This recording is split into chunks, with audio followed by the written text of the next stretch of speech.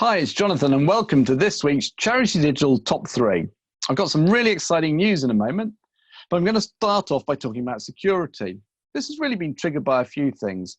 First of all, a couple of weeks back we had in Cub from the National Cybersecurity Centre, and he talked all about keeping your charity secure during COVID-19. He raised some really important points.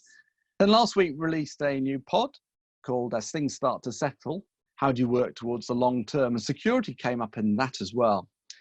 And all of the time in the last few months, I've just had this kind of niggling doubt as to whether charities were actually having enough focus on security. I thought I'd dig into a bit of our data, a bit of data from the Charity Digital Exchange to see what actual products charities were taking advantage of.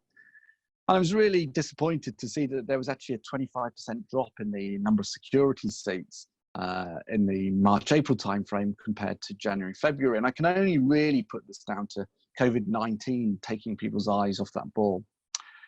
And of course, the real worry here is that now that people are working at home, maybe they're working on home machines as well, those machines are probably not more secure than the machines that are actually in the enterprise.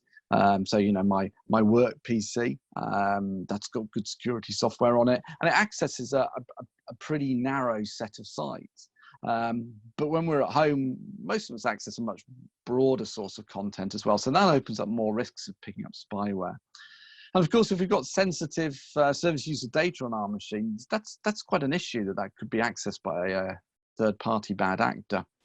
And there's always, of course, the risk of ransomware. And just because a machine's not a corporate machine on a corporate network, if it's going into corporate resources through the cloud, there's still a risk that that ransomware could do some damage.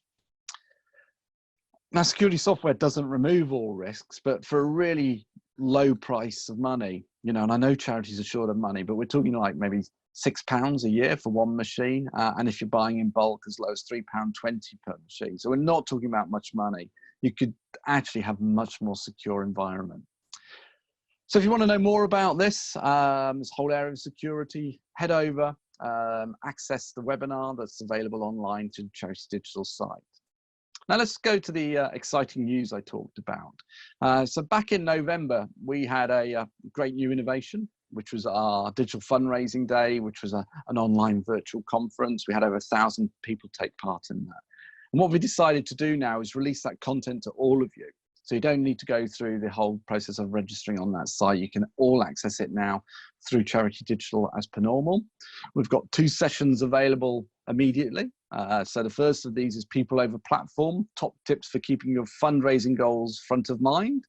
And the second is a step-to-step guide to using social media to raise more funds. So both of these, I think, could be super useful. And we've got more coming up over the following weeks as well. Now, I mentioned briefly the podcast that we've just released. So that included some great guests. So we had Vicky Charles, Assistant Director of Technology at ClickSargent, and Barry Antwi of Coopsys, amongst others. And we discussed lots of really interesting areas around this. You know, how do we actually start working towards the long term? Start moving on from just the very short-term specifics and urgencies that were to do with COVID-19. So some great discussion there. A couple of other things I want to point out. The last week's case study was from the Bath and North East Somerset Third Sector Group, where they set about setting up a compassionate communities hub to support recruitment and deployment of 1,000 new volunteers to kind of help them through the whole COVID-19 massive increase in demand. So it's a really interesting case study. If you want to know more about that, again, head over to the Charity Digital site. And the last resource is our next webinar, Adopting Digital Experiences to Boost Your Virtual Fundraising. So I think that could be super useful as well. So before I go, just wanted to share my working from home tip.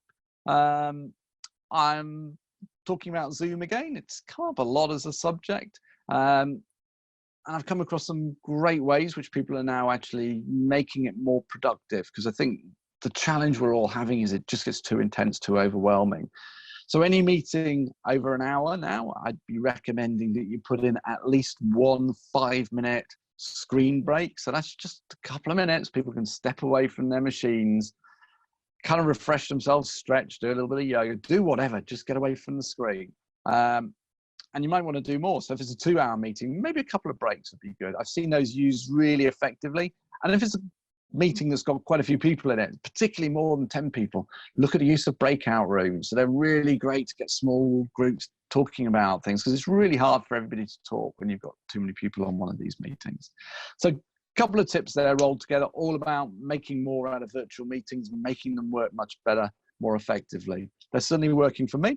And if you've not tried them, I suggest you have a go. So that's just about it from me this week. I wanted to call out the flower of the week. So this week we've got a field of beautiful irises. I've got a couple of these in my garden as well. Really beautiful flowers, love them. Every time I look out the window, just makes me feel better. So enjoy this scene. Hope you all have a good week and look forward to speaking to you again soon. Bye.